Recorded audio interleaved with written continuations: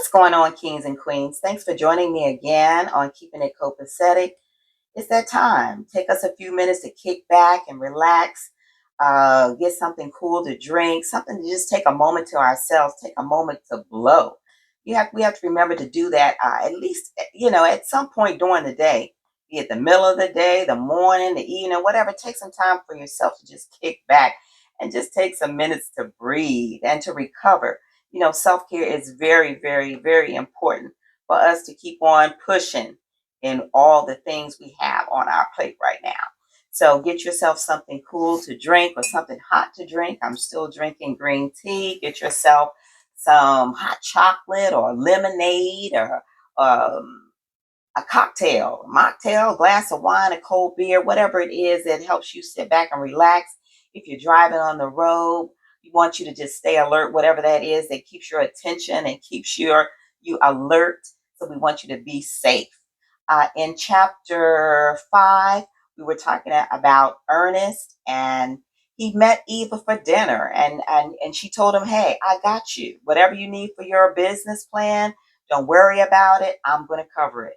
So Ernest is excited. He's happy about it, a little nervous, having some second thoughts, but it's his dream come true. So he's gonna try to make it work. So before I get into it, let me take another sip and let us go ahead and get into chapter 6. Chapter 6. The Tuesday morning after Memorial Day seemed like the best time to tell Rochelle about his business expansion plans. The kids were out of school for the summer and things had been mellow around the house between them lately. She might be in a more receptive frame of mind. If by chance she wasn't and flipped out or started an argument over it, he could easily cut it short by telling her that he had to go to work. He figured he could make some extra bounty points by whipping her up a ham and cheese omelet while she finished bathing and dressing EJ. What's up with you? Rochelle asked with amazement when she walked into the kitchen with EJ on her hip and saw the food on the table. I can't believe you cooked breakfast for me. Ernest smirked at the look at her face. Now don't go there, baby. I do things for you every day. You just don't notice. Rochelle put her son in his high chair at the table. Never mind. Don't spoil the moment by telling me how you keep the roof over my head. Ernest laughed. As long as you know. He poured her a glass of grapefruit juice and filled EJ's sippy cup with milk and handed them to her. She sat down in her chair next to EJ. Don't go get full of yourself, boss man, she said, taking a sip of the juice. You couldn't even afford to pay for the work I do around here. Probably not, he said, sitting at the table across from her. Rochelle grinned with contentment as she ate, taking a bite and then feeding a small morsel to EJ. Ernest, pretending to read the morning newspaper, was going over his spiel in his head. When she was almost finished, it was time to throw out his pitch. I've been thinking about a new location for the barbershop, he said offhandedly. All that gangster bullshit around King Cut is bad for business. I'm losing clients. Why should you have to move, she said indignantly. You don't have to chase after nobody. If they think they're too good to come to your place of business, then forget them. It's not about them, Shelley. It's time for me to move on to something bigger and better. Ernest, we grew up around here. It's home. It's not what it used to be around there when we were coming up. Things have changed and the area is going down. That's because all the businesses keep leaving, she said, exasperated. They make a little money and then they bounce. You know why. What choice do they have? You can't make a living if the young thugs rob and vandalize your place of business every other week. She shook her head no. They know you, Ernest. They ain't bothering you. It's not just that. I want something special for myself, for you, and for the kids. That's just you. I'm happy and the kids are happy. We don't need nothing else. I'm the sole provider for this family, and my mom's health is shaky. She won't be able to work much longer, and living off disability won't cut it. I need to set myself up somewhere I can make some better money. You don't need to do all that. If we need more money, I can get a job. I'm tired of being stuck in the house with EJ all the time anyway. All those years that I told you I could use your help and you ignored me, you didn't want a job. You're the one who said you wanted to be a full-time wife and mother. Besides, where are you going to work? You don't have any experience. If we need money so bad right now, how can you afford to think about moving someplace else anyway? I can get a business loan to get me started. That don't make any sense, she said with her voice getting louder. You don't even know if your regulars will come to another location. EJ started to whine and fidget in his chair, getting upset with the tension growing between them. Ernest took it as a signal to end the conversation. That's a chance I'm willing to take, he said, getting up from the table. To find yourself deep in debt, she snapped. Ernest stopped at the door. Look, Rochelle, I would like you to support me on this. Why are you asking me then? You're going to do what you want to anyway. Ernest turned and went out the back door. Before he got to his car, his cell phone rang. He thought it was Rochelle to argue some more, but it was Eva. Hello, he said hesitantly, half expecting her to say she couldn't work it out. Good morning, Mr. Shaw, she said cheerfully. I was trying to reach you early to see if you could put me into your busy schedule sometime today. Do you have some good news for me? He asked, bracing himself. Something I think you'll be happy with. Where's the office? I can be there in 30 minutes, he said, totally relieved. The paperwork isn't completed yet, but there are some prime hot spots that we don't want to miss out on. Ernest checked the time on his phone. I've got some regulars this morning. I can get away after 2. Metro Center at 2:30. I'll be there, Ernest assured her, bolstered by the call. He got in his car and drove to the shop, bopping all the way, even with the radio being off. Based on Rochelle's reaction, he decided not to say anything to the folks at King Cut until the deal was finalized and he had found his new location. Later, Ernest could see Eva waiting in her white Mercedes at the Starbucks when he pulled up to the light on Metro Center. He made a right on the red light and turned into the parking lot. For a second, he hesitated before he pulled up beside her and rolled down his window. Where's the first stop? He asked, throwing his initial caution to the wind. Park your car and we can ride together, she answered with a smile. Ernest parked his car in the empty space next to hers. He opened the front passenger side door and got in. Sitting deep in the bucket seat, he felt like he had dropped down into the lap of luxury. Now this is how you should be led to the promised land, he thought to himself and chuckled with a grunt. I bought you an iced coffee if you like, Eva said, motioning towards the 2 drinks in the cup holder. Ernest reached for the one closest to him and took a sip. Thank you, he said, feeling the cool brown liquid roll down his throat. I want to take you downtown first, Eva said, sounding upbeat. Ernest put his elbow on the armrest, leaned back and exhaled. Whatever you want, ma'am, I'm riding with you. Eva zipped out of the parking lot and down 8th Avenue. When they got downtown, she turned down 4th Avenue and paused near the arcade. There's some space available inside there, she said, trying to get a feel of what he was interested in. But I don't think it has the atmosphere that you're looking for. Ernest looked up the dark corridor and frowned. Definitely not for me. Next, they drove down 2nd Avenue, dodging pedestrians that jumped in and out of traffic. Eva stopped for a minute in a no parking zone for Ernest to take in the view. To him, very few of the prospective male clients looked like they would spend more than $15 for a haircut. And with all the cowboy boots, sneakers, and flip-flops strolling by, it was evident that getting a pedicure might not be high on their list of priorities. I don't think this gives you the upscale feel you're after, Eva said, gauging his reaction. Not at all, Ernest said. Too many tourists, and it feels honky-tonk. Eva drove a few blocks up to an office complex near the Music City Center and parked in a reserved space. Let's go inside, she said, opening her door and getting out before he could respond. Ernest got out and followed her through the automatic doors. The entrance was immaculate with tinted glass walls, slate flooring, and pewter light fixtures that hung from the high ceiling. Eva made a left down the hallway, stopped and opened her arms like a model, presenting the showroom prize on the floor like Price is Right. A sign on the door said available space. What do you think? She asked, looking pleased with herself. Ernest waited for a few seconds. It was a high-profile location on the first floor. It has some potential. What is the square footage? He asked, looking inside the windows. Eva pulled a set of keys out of her handbag and unlocked the door. It's around 2,000, but it's pricey, she said, leading him in. How much are they asking? No less than $27 per square foot a year. The price isn't the problem with it, Ernest said with some disappointment. It doesn't have enough space. I want to have a large area for the booths, a massage area, a steam room, and maybe even a room for some exercise equipment. Eva nodded and walked to the door. In that case, let's keep it moving. They made a quick stop at Cummins Station on 10th Avenue. The price was unbeatable at $10 per square per year, and the space was a bit larger. Eva pointed out the office building across the street could possibly bring him a ton of business. Ernest thought it was nice, more of what he was looking for, but he wasn't feeling it. It seemed secluded from everything. I don't mean to take up all of your time.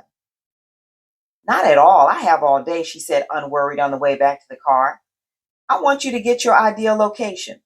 The Gulch is a few blocks up. They parked in the lot where 12th and 11th Avenue merge and walked up the half block to the new construction on 12th Avenue.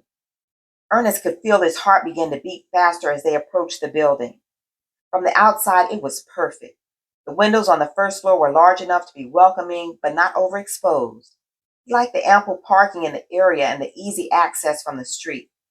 He paused at the door for a moment to take it all in because somehow he knew that his destination was just on the other side. Eva led him through the entrance.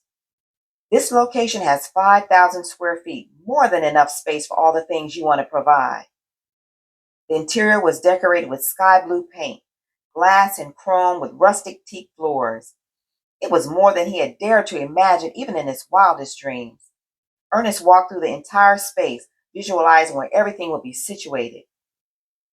How much are we talking about? Ernest asked, holding his breath. The space in this building runs between 12 and 15 square foot a year. Oh, that's pushing my limit, Ernest said with a sigh. Not necessarily, Eva said. This location will more than pay for itself. Don't underestimate the potential here. You're moving to a totally new clientele with deeper pockets. I get that, but I don't want to start out operating under financial pressures. Don't worry about that, Eva said nonchalantly. I have one more place to show you. Ernest followed her out to the car, but he didn't want to see another place. His mind was already settled there. The only thing left to do was work out the financing details. He was going to make it work even if he had to borrow money from Vince. Eva sped along the 65 South Interstate, humming to a CD while Ernest stared out of the passenger side window of the car without seeing anything. His focus was on a mental math session of how to make 1 + 1 = 11. He was confused when she stopped the car in front of a large home for sale in a Brentwood subdivision. What is this place? Ernest asked curiously as she got out of the car. Come on in, she said with a smile. She unlocked the door with another set of keys and he trailed her through the foyer. Inside, the house was fully furnished and staged for potential buyers. It was impeccably clean with a sterile feel to it, almost like a hospital. Eva put her handbag down on the sofa. Make yourself comfortable, she said, leaving him in the living room. Ernest sat down on the sofa, wondering why in the hell they were there. He wasn't looking to buy a house. All he wanted to do was finalize his loan and get busy bringing his dream to reality. I was thinking we should have a pre-celebration toast in Ernest, Eva said, coming back in the room with 2 glasses of wine. She handed him a glass and sat down close beside him and looked him square in the eyes. That's when he could clearly see where this was going. Ernest knew the game. He had played it himself more than once. I'm very pleased that you found your location today, she said, placing her hand on his leg. I am too, he said, looking away. You have been a real blessing to me, and I don't know anything about you. There's not much to tell, she said, scooting back on the sofa. You and I have a lot in common. We're both ambitious people whose families don't always understand that about us. What makes you say that? Well, you seem to be alone in this venture. I've never seen anybody accompany you. Not completely. I want to get the pieces in place before I get anyone else involved. It keeps everyone else from being frustrated when obstacles get in the way. I see your point, she said, patting him on the leg before she stood up. Come on, let me give you a tour of the house. Ernest downed the rest of the wine and got up. He followed her past the kitchen, through the den area and down a hallway to what looked like the master bedroom. It was dim with all the blinds closed, but it was decorated in brass and cherry wood. What do you think of it? She asked, looking at the bed. It's very nice, he said, gazing around the room.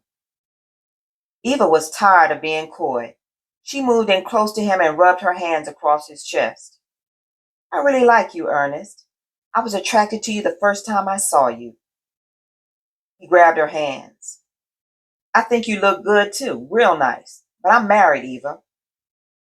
So what? She said, pulling her hands away. I have a husband and I'm not looking for another one. I've made some mistakes in the past. I don't want to do that anymore.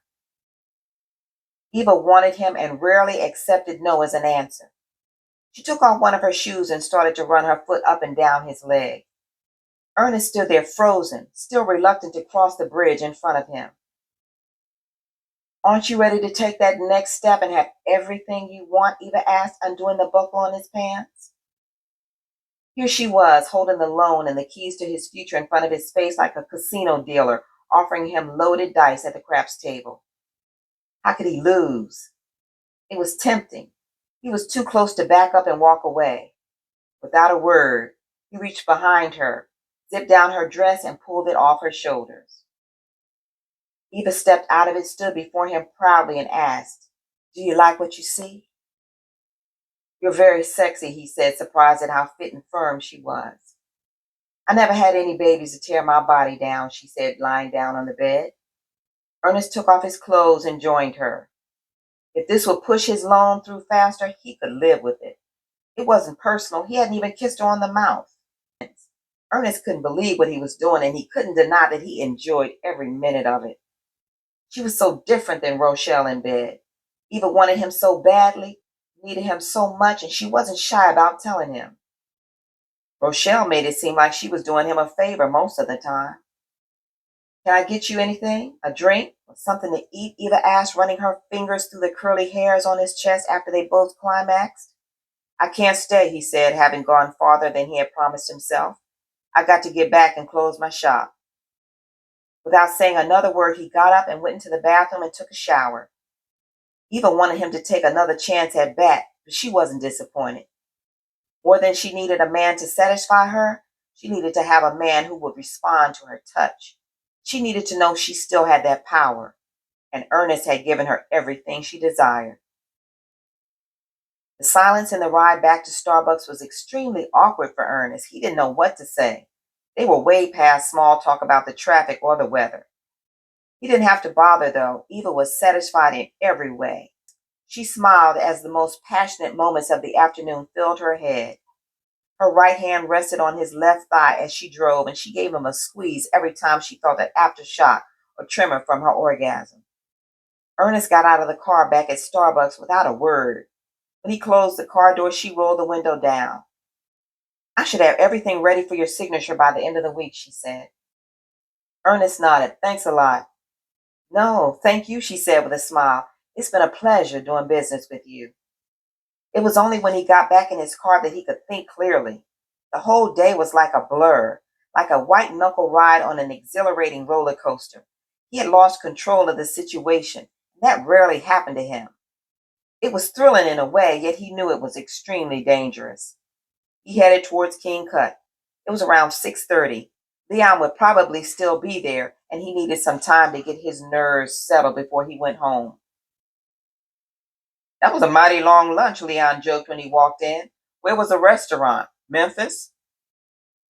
No, man, I had some other things to do, Ernest said, sounding low-key. Guilt was beginning to pour over him like a rainstorm. Everything okay? Your mama all right? Leon asked, observing his mood. Yeah, she's got an appointment to get the shunt put in tomorrow. That's tough, man.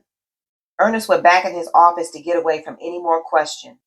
He was having serious doubts about what had gone down. He didn't have any paperwork, a contract, or a loan approval letter. What if the whole thing was a scam, a twisted game, and there was no money? Maybe all his dreams about the spa were just fantasies. It was too good to be true. He had gotten caught up and had gone too far. And that is chapter 6. Whew! Thanks again for joining me on Keeping It Copacetic, and I will see you all again next time for chapter 7. Take it easy and be safe.